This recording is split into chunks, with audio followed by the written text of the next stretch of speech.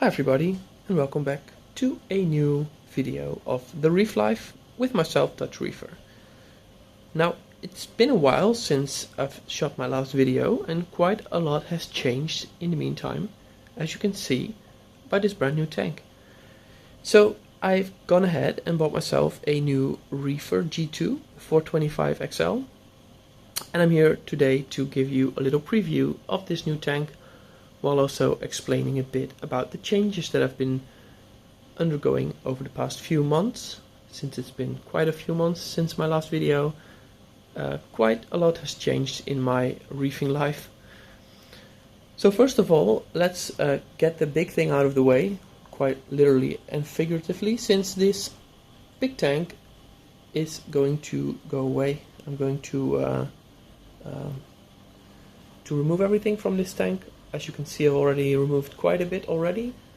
There's just a couple of fish left, 2 tangs, a couple of clownfish with an M, 2 actually, and the sand sifting goby. And of course the system is still running, so as you can see here in the sump, still 2 skimmers, still a lot of the rock that I've moved from the main tank to the sump to be able to catch the fish a bit better. Of course, I've sold a couple of fish, since this new tank can't hold all of the fish from this big tank. So yeah, mainly came down to not being able to get the stability that I needed, that I wanted inside the new inside this tank. So after 3 years of struggling, decided to call it quits and to start over with something new. So moving on to that's this new Reefer 425. If you look closely, you can also see that I've moved all of my stock, so that's both fish and corals and inverts, from the Reefer Nano to this tank. That's because the Reefer Nano from my living room has also it's also been removed from my house.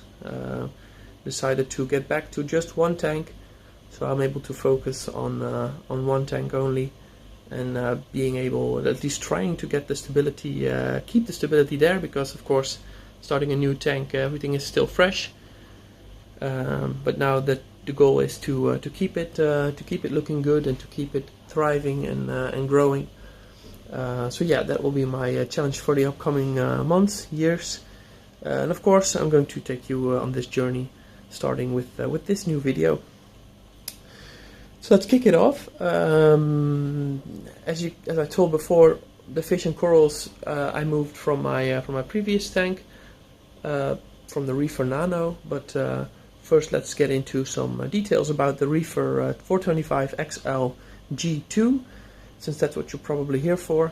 If you search for the Reefer, and otherwise, I hope it gives you a good insight in what Red Sea has done to actually improve on the first iteration of the Red Sea Reefer series. I've had one of those before. So I had a 525 XL. I bought it about 5 years ago, which was the first iteration. Had some issues with it, mainly with the silicone from the tank coming loose on 2 ends. Of course, it was then replaced by Red Sea, so they handled that very well. But now the new G2 has some tricks up its sleeve to improve that. First, let me get off the top, which is a DD reef top, which I already had on this tank, and then made it a bit smaller so it fits on the Reefer. Of course, to prevent the eel from sneaking out in the middle of the night. Or as you can see, the eel is right here. Hope it focuses a bit on that. Yeah. So I'll get back on that later. First, let's get along with the tank. So I hope you can see this on the video, but the Red Sea has chosen to add reinforcements to the corners of the tank, which makes sure that when you hit it with the cleaning magnet, it doesn't hit the silicone itself,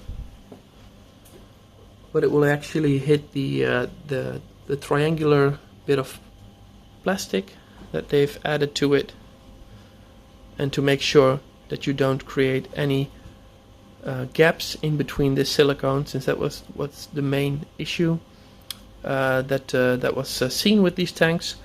So I think they solved it in an elegant way without making it look very bulky and ugly. I think the corners are still pretty decent.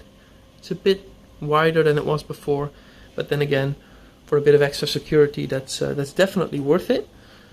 So I think that's a big improvement over the first generation of reefers.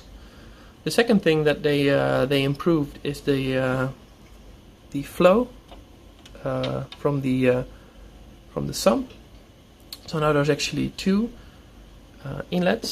outlets, one here on the left side and one here on the right side, which are being fed from one pipe.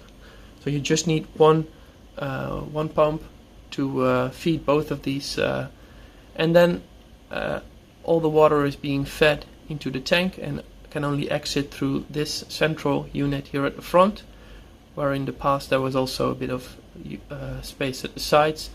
Now they've chosen to put it all on the front, which I think is an improvement as well. So they changed the shape from the overflow box to from round to a bit more squarish. I don't know why they did that, but it's obviously create a little bigger profile, so perhaps it's to decrease the noise, but at least it's a bit of difference. You can also see the red accents that they've put on the pipes, which you will also see inside the sump. So overall, I think it's a good improvement that they widened the overflow box and then they put two outlets in there instead of one, with also a directional thing, so you can aim the flow to wherever you want. So that's a good improvement as well. The cabinet itself, they've got an all new and improved sump area. So don't mind the right side of this sump yet. The tank's been up for a week, so I still have to tidy up all my cabling. So we won't pay many attention to that, since that still needs to be tidied up. But on the sump side, the sump has been renewed. So you can easily fit a ReefMat in here. As you can see that I've done that. I've took the ReefMat from my big tank and then added it to this tank. Normally there would be a canister box right here, but you can easily remove a pane that's right here, and then by removing the glass pane, which you can pull out, you can add the ReefMat. And same for the refugium separator that's located down here. Normally stretches to the other end right there, as you can see. You can also remove that also quite easily, pulling it up, and thereby creating a lot more space to put your skimmer in there. And then I've also decided to add a UVC unit, which is also from the big tank, migrated over to 36 watts to be plenty for a 425 liter tank. So the plumbing is something that they also definitely improved. So now the big knob is no longer at the back of the tank, but it's here in the front. It's easily adjustable. It's a bit more smooth than the previous one, and it's also easier accessible because it's at the front.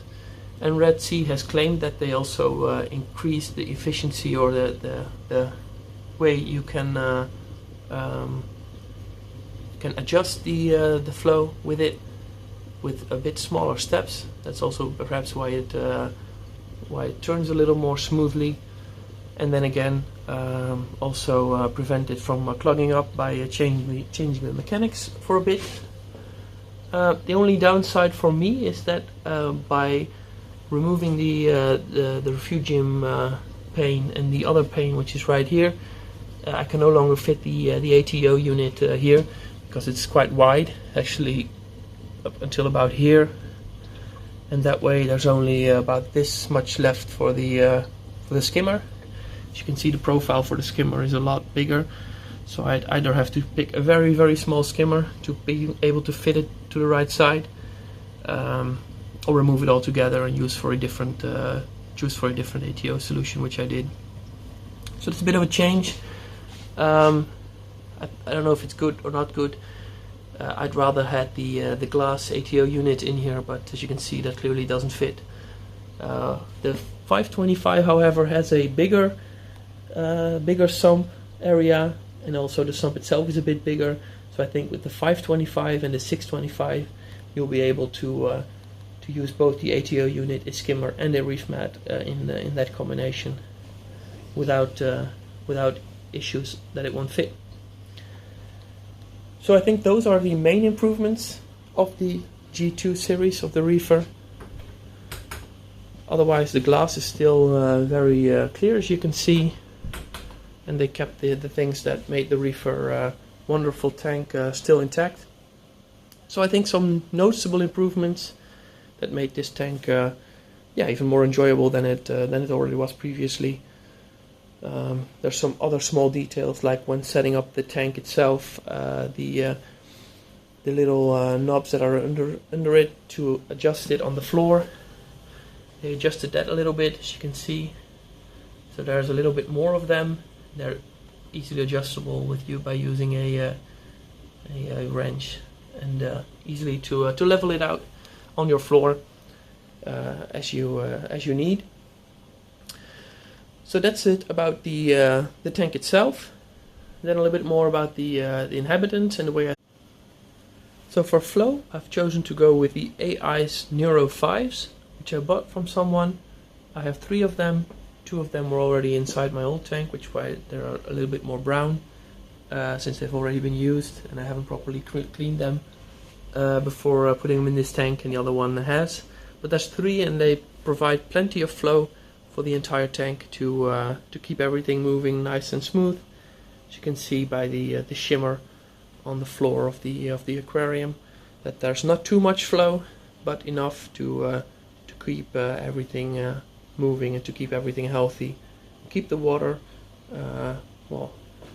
moving, and make sure that the fish and the corals are happy. So for the reef structure, I've chosen to build a new part, which is this whole left part. I've used Marco rock, which is essentially rocks that are harvested from caves, which you can use for building your reef.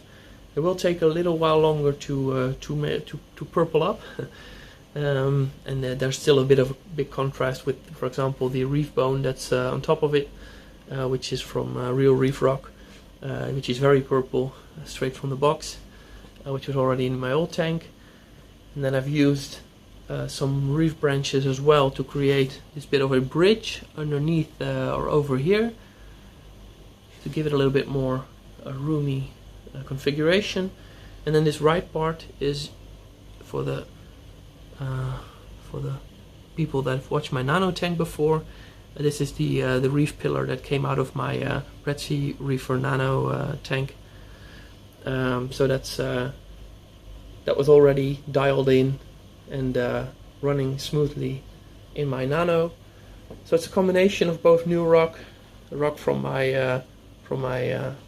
the big tank, which is on the right of this tank, and then rocks from my REEFER nano, which is now gone. And then as for setup, of course, like I've shown you earlier in this video, the eel is still here. This was one of the prime pieces of my previous tank, so I wanted to really keep it and give it a nice, build it a nice house. So that's why I decided to, for this reef configuration, build in a 32mm PVC tubing all across the tank. So it stretches all the way from here, back to the right, and coming up here, as you can see, right there, then going down again and all the way across the tank back here. You can see it laying there in the back of the sand, and then it ends up right here, as you can see. And the fox face is already also peeking a bit. He's a bit scared. There's people around the tank, so he's there to keep the algae under control. Of course, if you can look closely, or not closely because they're very apparent, there's also Aiptasia in this tank. They migrated over from my REEFER nano, and that's why that's about the next subject. That's the copper band butterfly, which was one of the prime pieces of my previous reef. Unfortunately, after 8 years, it had passed away. So that's a really a big shame. These fish get between 6 and 10 years old, so I'm assuming it's because of old age, and I'll soon be picking up a new one if I can find one from my local fish store, and then hoping that it will be again the prime piece of this new tank together with the eel to make it a happy and thriving reef tank. So yeah, I think for now that's about as much as I can tell you, since I'm still busy setting it up. More videos to follow. I can't promise a new video every week, but I'll keep improving this tank and reporting back to you guys when I've got something exciting new to tell. So yeah, I hope you like this video. If you do, please feel free to subscribe or give this a thumb up. I've heard that that helps with the YouTube algorithms, so well, if you're feeling kind, please do so. And yeah, I think I'll see you in the next one. Stay safe out there, and bye bye.